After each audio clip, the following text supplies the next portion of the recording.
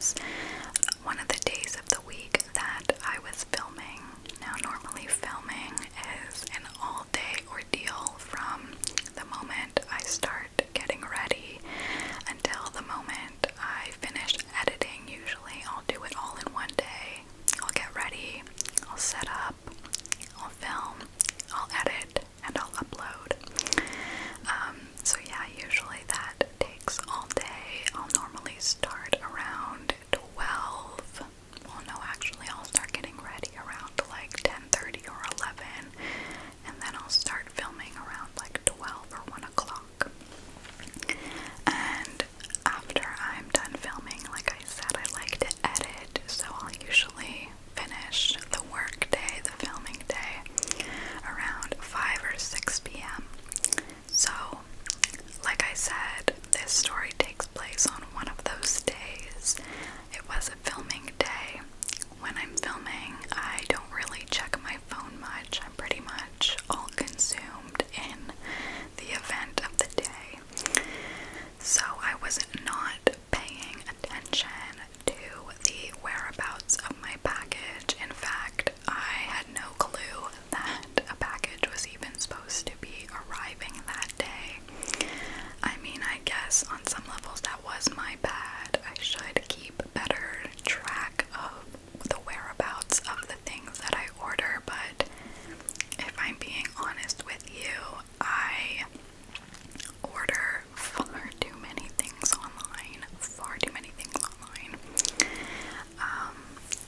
Ever since this panini press has started, I have seen a very large uptick in my online shopping addiction. So most days I am awaiting some sort of package. So I just didn't even keep track this particular day since my attention was diverted to the filming that I was doing. So basically, for some reason, the unit that I live in does not have a buzzer. So there is no way for me to let anyone into the apartment building that I live in without me physically going down to the lobby and opening the door for them. Because we live in like a mid-sized building. It's not incredibly large, but it has like quite a few units in it. But we don't have like a doorman or anything like that. It is just a lobby, an unattended lobby with a locked lobby door. You know, only people that have a key can get in.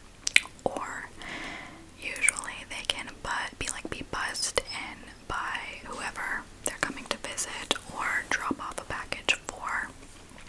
But like I said, for some reason my particular unit that I live in does not have a buzzer.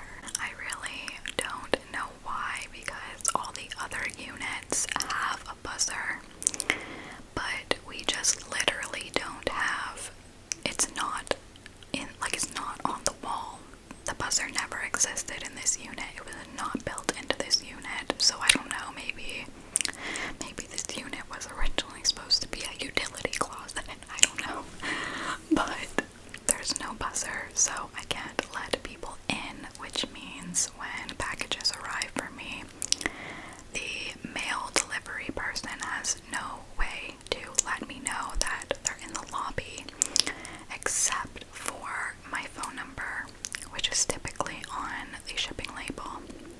So usually what happens is that once the delivery driver arrives at the lobby and realizes that I don't have a buzzer, they'll just call me and I'll go down to the lobby and pick it up.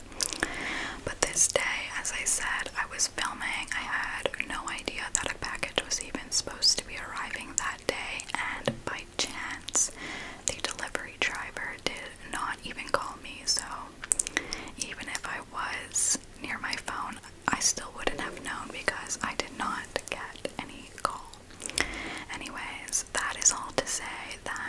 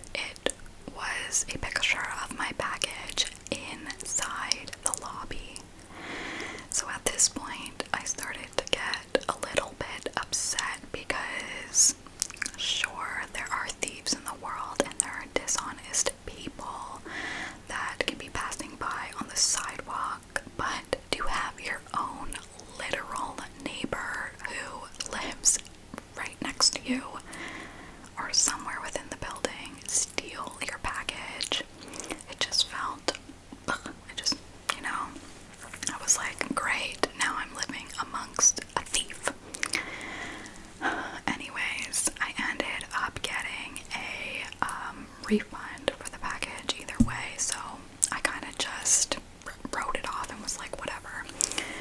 Got the refund. It's not a big deal. Move on from this, but it did kind of leave a sour taste in my mouth for that week. About 1 week after this incident took place, I had pretty much forgotten about the whole ordeal and made peace with the fact that I would not be receiving the things that I ordered. I actually ended up getting a note through the little mail slot on my apartment door. All of the apartments in our building have a little mail slot so that the mailman can just walk through the hallways and deliver mail directly to us.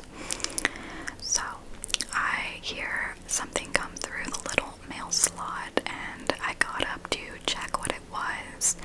To my surprise, it was this little folded up piece of printer paper. And when I unfolded it, it revealed this message that was very chaotically written in thick red Sharpie. And initially, before I read it, I was like, what is this? I thought I was getting like hunted down by the devil or something. Anyways, it was not that dramatic at all. Basically, what it said was that I have your package here in the office, and it was signed the janitor and the janitor's phone number. So I was like, what? It had literally been an entire week since the package had gone missing, and I had never met this janitor before. We have like a live-in janitor who does some like upkeeping work with the building from time to time throughout the week,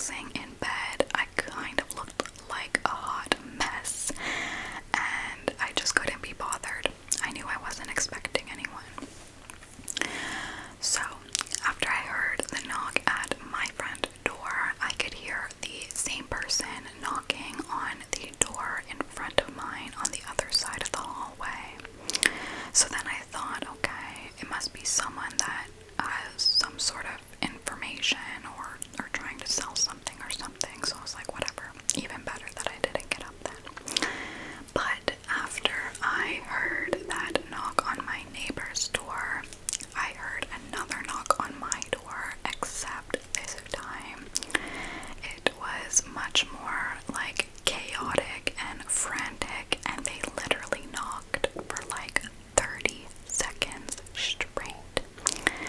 Like, you know how when you knock on a door, you do like 4 knocks or something? This person literally was like banging on my door for like 30 seconds straight.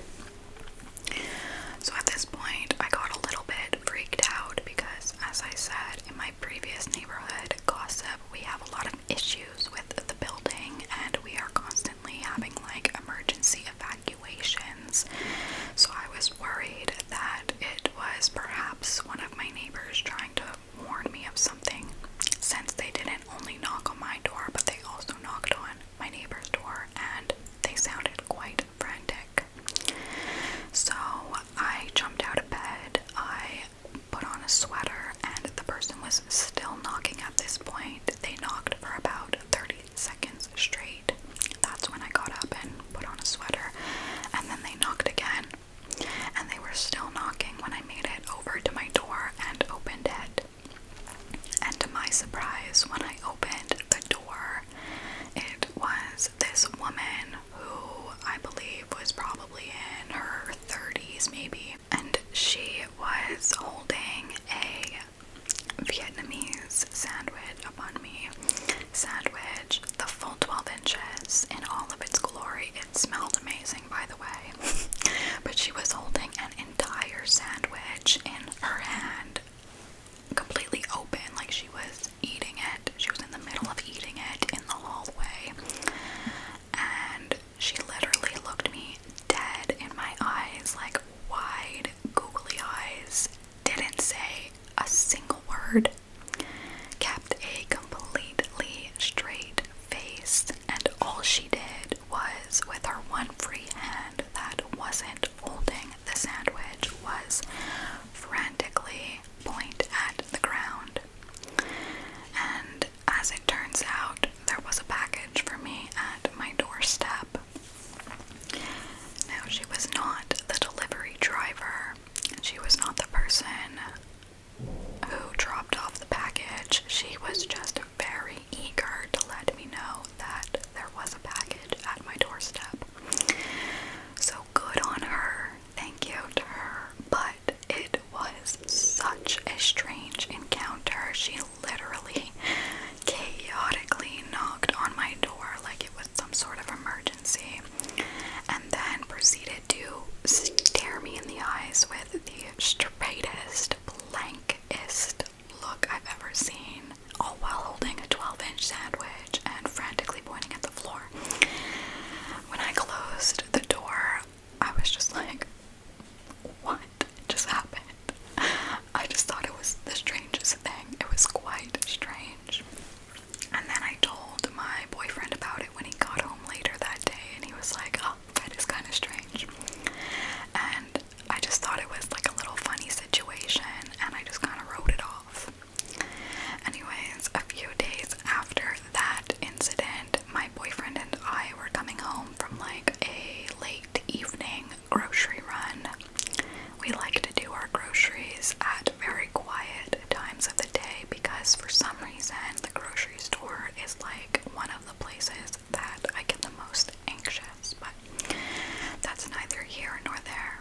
But yeah, so basically we were coming home. It was like 9 p.m. maybe, and we see this woman, the same woman that knocked on my door like a maniac, crouched down in the hallway with her forehead against a door in the hallway about 3 doors down from mine.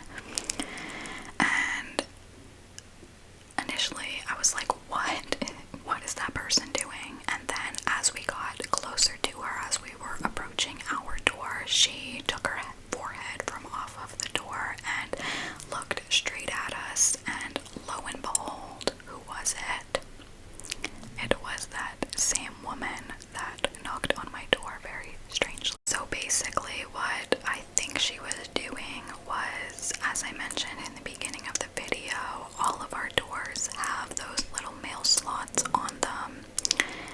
I think that she was crouched down looking in mail slot of the door that she was leaning against. I mean, she was literally crouched down on the floor, forehead to the door, and her eyes were about perfect level to be looking right into that mail slot, which is just strange. That is not even strange. That is scary. That is worrisome.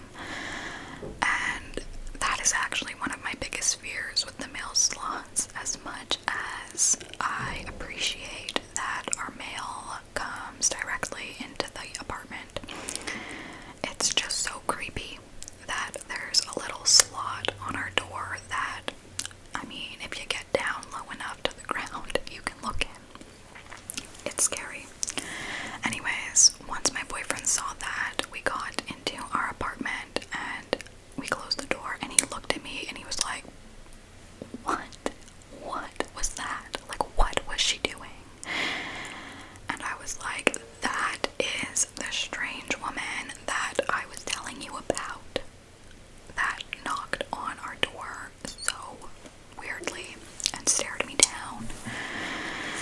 So at that point, we officially wrote this woman off as a strange character in the building, and we started to see her more and more and more often, and then we finally realized that she was the new girlfriend or close friend to one of our neighbors who lives about 3 doors down. So thankfully, if she was looking in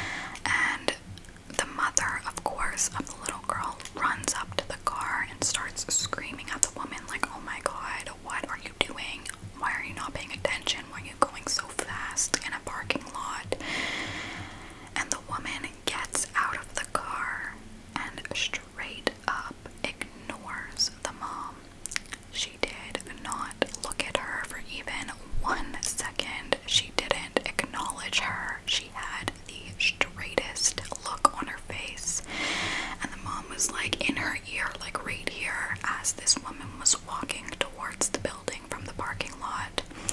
And the mother was in her ear, right up in her face like this, screaming like, "What are you doing? You almost hit my daughter. Like, say you're sorry. Like, do something. Like, what are you doing?"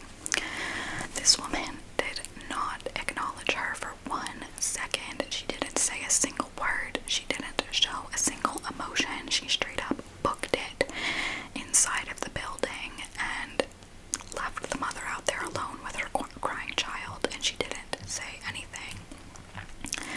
So basically, my neighbors ended up calling the cops because the woman, like, literally almost plowed down this child. She was driving so recklessly, and she clearly didn't care because she didn't even acknowledge it or try to say sorry or anything or try to explain herself. She straight up went inside. So the cops did show up. I don't know what really happened with them. I could hear the mom was still screaming and the cop was screaming, and the woman eventually did come out and talk to the cops and the mom. And I'm not really sure what transpired. The cops, I don't know how helpful they were. They didn't take her with them or anything. They ended up leaving after about 35 minutes of back and forth screaming